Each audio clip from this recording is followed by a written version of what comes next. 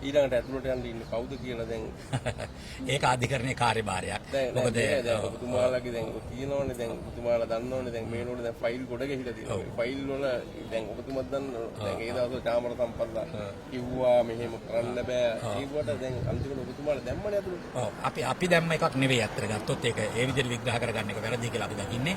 මොකද අපි බලය ගන්නකොට කිව්වේ මේ රටේ අධිකරණයට ස්වාධීනත්වය දෙන්න ඕනේ. ඔබේ මාධ්‍ය ආයතන වලට අදාළ ප්‍රජාතන්ත්‍රවාදී ඉඩකඩ දෙන්න ඕනේ. ඒවා දීලානේ තියෙන්නේ දැන් අත්තම ගත්තොත් දැන් ඔබ තමුන්නාන්සලට ප්‍රශ්නයක් නෑ වගේම අධිකරණයට ඇඟිලි ගහන්නේ නෑ.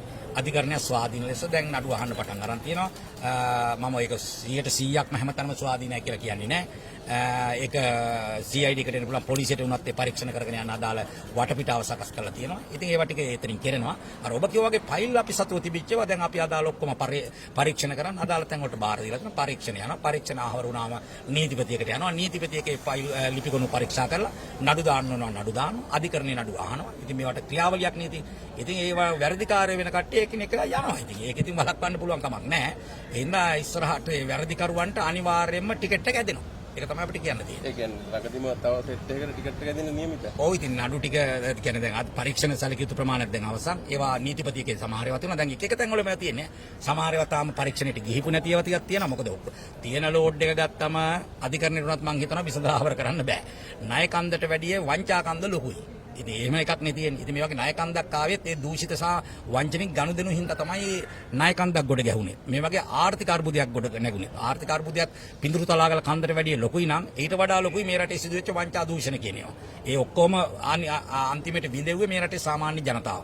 මේ රටේ ජනතාව විඳෙව්වා. ඒක සාමාන්‍ය ජනතාව, කර්මාන්තකරුවෝ, ව්‍යාපාරිකෝ මේ සියලු දෙනාම දැන් මේකට ගොදුරු වෙලා තියෙන්නේ. ඒ නිසා දැන් මේවා නිකන් අහක දාන්න බෑ.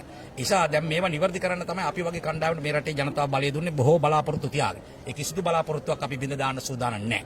ඒ නිසා දැන් අපේ දූෂණ වංචා සම්බන්ධයෙන් එක එක අධීරයේ තියෙන මේක අවසානේ නැහැ. සමහර ඒවා තාම අපි දන්නේ නැති පයිලුත් ඇති. ඒවත් ඉස්සරහට එළියට එනවා. දැන් වෙනතට වැඩි බඩු වේගෙන් එළියට එනවා. දැන් මිනිසුන් දැන් වංචා දූෂණ සම්බන්ධයෙන් දන්න අවංක මිනිසුන්ට මේකට මේ සාධාරණ ක්ලිෂ්ඨ කරගන්න ඕනේ කියලා වෙනදට වැඩිය මේවා ලබා දෙන වේගෙත් වැඩි. සමහර අවංක නිලධාරියව ලබා දෙනවා. ඉතින් දැන් ඒවා සමහර ඒවා ලැබෙමින් පවතිනවා. ලැබිච්ච ඒවා අපි CID එකට අදාළ අල්ලස් දෝෂණයකට ලබා දීලා තියෙනවා. ඒ තැන් වල පරීක්ෂණ වේගෙන් යමින් තියෙනවා. පරීක්ෂණ අහවර කරපුවා නීතිපතිට ඇවිල්ලා තියෙනවා. නීතිපති කාර්යාලෙත් බොහෝ දුෂ්කරතා තියෙන අදාළ නිලධාරි නැහැ. ඒ සම්බන්ධයෙන් අදාළ මේ අධ්‍යක්ෂින් තියෙන නිලධාරීන් ප්‍රමාණවත් නැහැ. ඒවත් ඉස්සරහට සම්පූර්ණ වෙයි කියලා අපි විශ්වාස කරනවා. ඒකට සංවාදයක් අපි අතර තියෙනවා. ඒවත් අපි සම්පූර්ණ කරලා දෙනවා. ඒවා ශක්තිමත් කරන්න ඕනේ.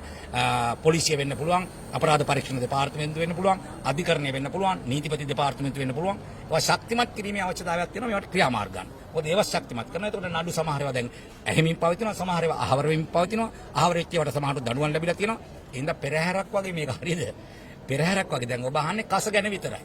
හොඳ නැට්ටුව පස්සට එනවා. අමතුමා අවසන් වශයෙන් මේ දවස්වල අපිට දැන් මේ මහින්දානන්ද අමතුමාගේ නෝනගේ දුක අහන්න වෙලා තියෙන ජනතාවට තව නෝනවරු කී දෙනෙක් විතර දුක අහන්න වේද? ඒක ඉතින් අහන්න වෙන්නේ මහත්තුරුන්ගෙන්ම තමයි. මොකද අපිට ඒක තේරෙන්නේ නැහැ. ඉතින් ඔය නෝන්ලා එක දවසක එක කතාවක් කියනවා, දැන් එක කතාවක් කියනවා. ඉතින් කාගේ චිල්ලෝටේ තියෙන හුණු ටික මතුවෙනකොට කවුරුත් ඔය වගේ නන්දෝඩෝන එක සාමාන්‍ය දෙයක්. එහෙනම් අපි ඒවට කලබල වෙන්න අවශ්‍ය නැහැ.